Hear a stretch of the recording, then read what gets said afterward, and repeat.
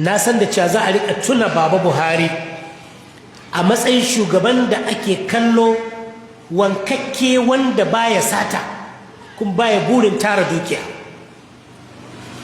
amma ba za a manta da rauni wanda gwamnatinsa ta nuna ba, wanda ya ba da dama aka yi ta sata kudaden ƙasa, sata ta fita hankali, kuma aka kasa magance manyan matsalolin da suka tunkaro Najeriya a zamaninsa, musamman banditry da kidnapping.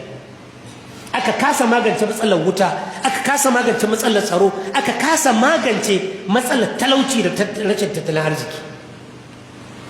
Abinda ko mun yi shiru ba za mu manta da shi ba shine yankin da fi kowane ƙaunar Baba Buhari da kwarara masa ƙuri'a shine Northwest.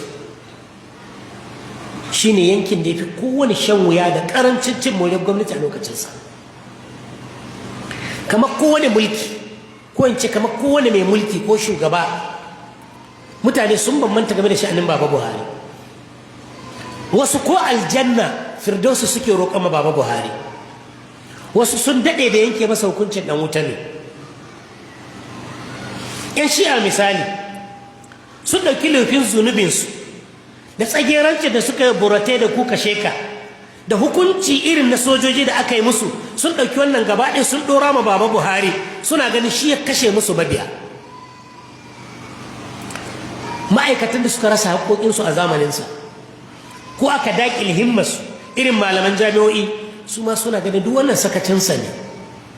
A matsayinsa na asibiti, wani shagon da yake karɓar provision wata 1, 2, 3, 6, 7 an daina bashi, ya sayar da motarsa ba ta isa, to sauraka ba tare